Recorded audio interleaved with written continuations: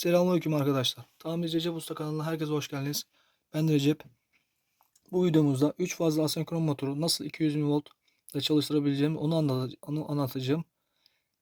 Evet, gördüğünüz üzere bir adet asenkron motoru var elimizde. Redüktörlü, yani kama kısmından çıktıktan sonra burada da bir dişli var. Dişli redüktör vazifesiyle, şanzıman vazifesiyle dönüş yapıyor. Öncelikle bize destek olmak için kanalımıza abone ve videolarımızı beğenmeyi unutmayınız. Evet, asenkron motorumda ilk başta etikete bakıyoruz. Etiketimiz 0.55 kW, 1355 devir, yani 1400 devir. Yıldızda 380, üçgende 220 demiş. 2.8 amper diyor 220'de. 380'de de 1.6 amper akım çekiyor. Şimdi bunu size nasıl 220'ye dönüştürülür onu anlatacağım. Öncelikle klemens kapağını söküyoruz.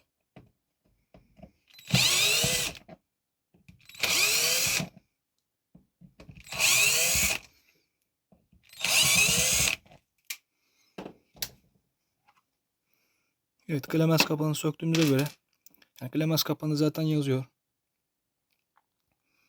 Bu motor yıldız bağlı. Gördüğünüz üzere Z, X, Y uçlarına köprü yapmış. U ve W faz, yani 3 faz. R, S, T. Biz bunu nasıl 220 ile çalıştırabiliriz onu anlatacağım şimdi. Evet, gördüğünüz üzere 220 ile çalıştırmak için motoru üçgen bağlamamız lazım. O zaman bağlayalım.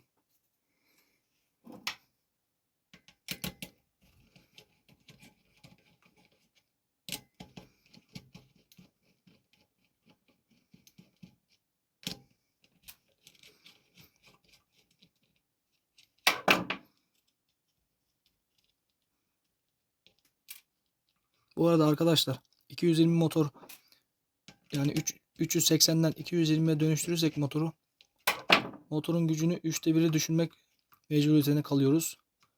Yani bunu ağır şartlarda falan kullanmamızı öneririm. Taşlama falan yapabilirsiniz. Hani bıçak taşlama falan, nacak bıçak bileme, yani o tür şeylerde, balta bilemek için o tür şeylerde kullanırsanız iyi olur. Ama dediğim gibi yani büyük motor olması lazım tepsi falan kullanmanız için. Ne yazık ki bu motorla tepsi falan kullanılmaz. Ancak taşlama olur. Taşlama olarak kullanılır. Şimdi motoru söktük. Köprüleri aldık. Şunlar köprü. Bu motoru nasıl üçgen bağlayacağız onu anlatacağım.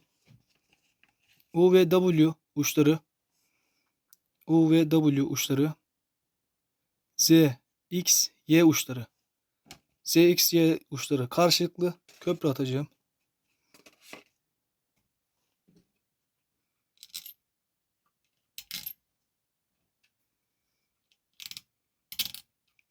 Tamam, köprülerimiz hazır.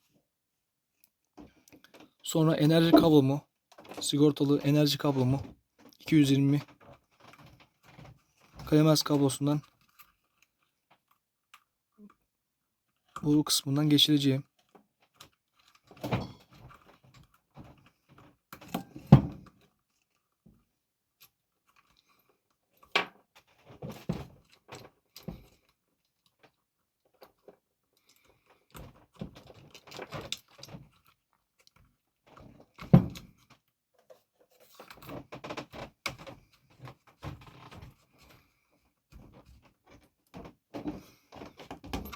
Evet, 220 kablomuzu motorun klemens kapağına kadar getirdik. Burada yapmamız gereken, ilk başta emniyetimizi alalım. İlk başta topraklama kablosunu bağlayalım.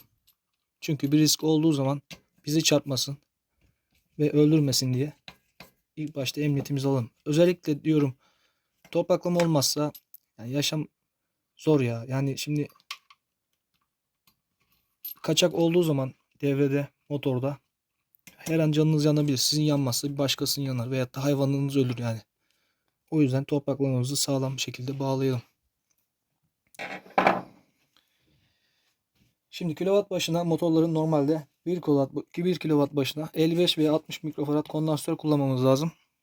Benim elimde bu motor 55 kW, 0.55 kW bir motor, yani yarım kilowatt, 1 kW bile değil. Benim elimde 40 mikrofarad kondansatörüm var şu şekilde. Bunu bağlayacağım ama ağır yükte ve çalıştırmak için ise 1 kW'da 80 veya 100 mikrofarad kondansatör kullanmanız lazım. Evet, enerji kablomu bağlıyorum. Burada ne yazmış? Mesela U'la W'yu bağlayın diyor. U'la W'muzu bağlıyoruz.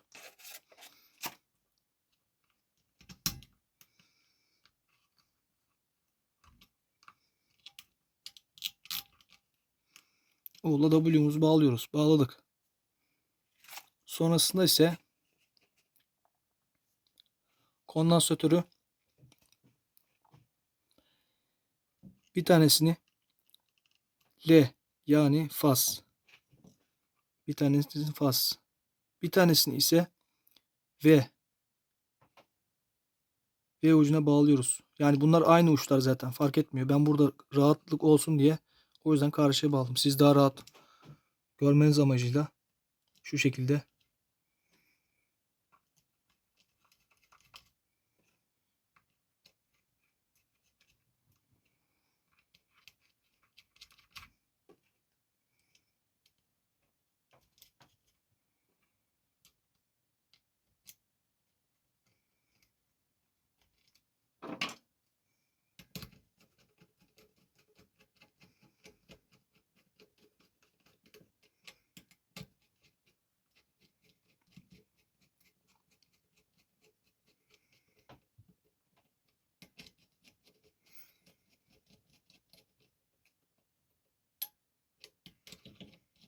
Dikkatli sıkalım. Çok aşırı sıkarsanız yalama olabilir. O yüzden, ama az da sıkarsanız yanabilir. Yani klemensin yanmasını istemezsiniz. Klemensinimiz 7 anahtar tutuyor. Metrik 4.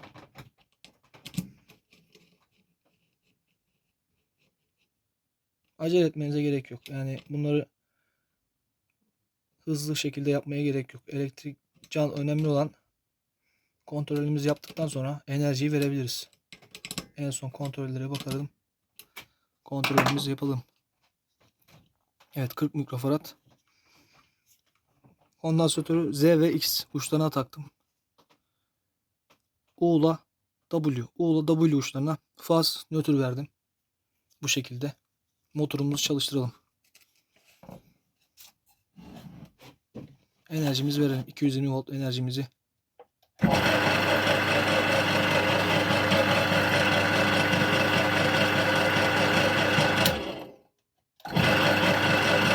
Evet arkadaşlar, gördüğünüz gibi motor saat yönünün tersine dönüyor. Evet. Saat yönünün tersine dönüyor.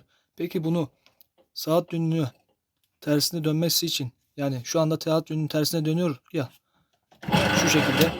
Bunu nasıl arkadan bakıldığı zaman, normalde motoru arkadan bakıldığı zaman bu şekildeyken motor saat yönünün tersine dönüyor.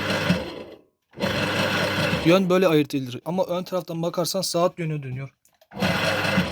Bu taraftan baktığımız zaman bu şekilde saat yönü dönüyor. Bunun hangisi doğru, hangisi yanlış? Bir, önemli olan motoru bu şekilde koyduğun zaman makineye veyahut da bir yere bağladığın zaman motorun arkadan bakılır. Her zaman arkadan bakılır. Arka tarafına.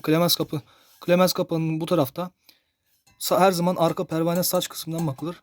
Motorun saat yönü doğru dönüyor mu dönmediği için. Şu anda saat yönü tersine dönüyor. Eğer bu saat yönü tersine dönmesi için nasıl yapabiliriz? Burada tekrardan bir yazmışım ben buraya. Motorun uçlarının bir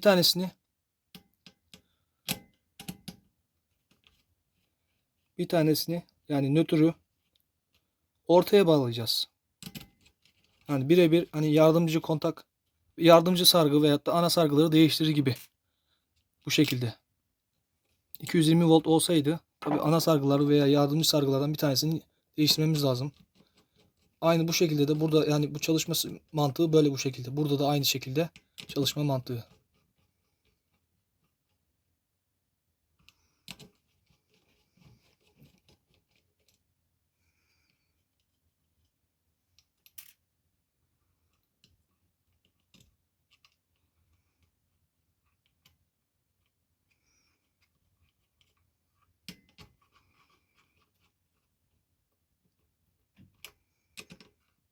Son kontrolümüzü yapalım.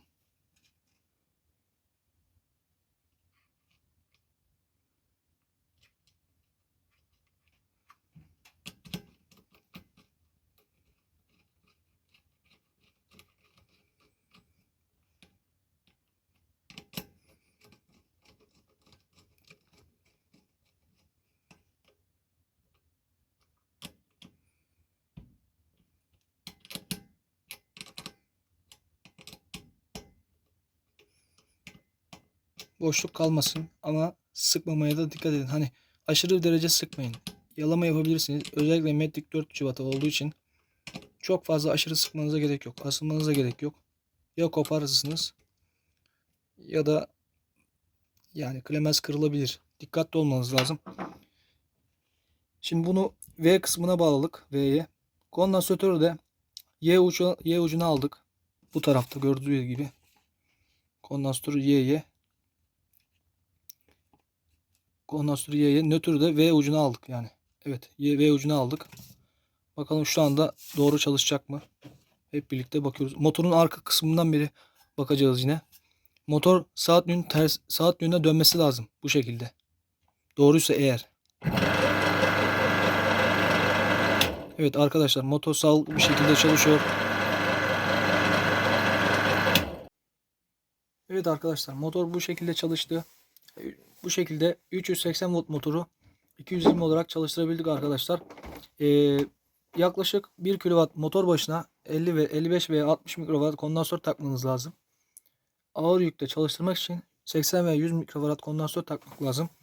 Bunun asenkron motor olarak biraz değişik. Hani normalde değişik değil. Bunu adam kapak olarak redüktör kısmı yapmış. Burada bir dişli var. Burada da karşıya bağlanan bir mil var. Tavuk çiftliğinin yem motoru arkadaşlar bu. Ama dediğim gibi yine asenkron motor. Bu videoların devamı gelecek. Beklemede kalın. Abone olun kanalıma. Ve videoları beğenmeyi unutmayın arkadaşlar. Bildirimleri de açın arkadaşlar. Ben haftalık video atacağım. Belki 2, belki 3. Belli olmaz yani arkadaşlar. Yani kanalıma destek olun arkadaşlar. Kanalım ilerledikçe bir yerlere geleceğim arkadaşlar. Şimdilik hoşça kalın arkadaşlar. İyi günler.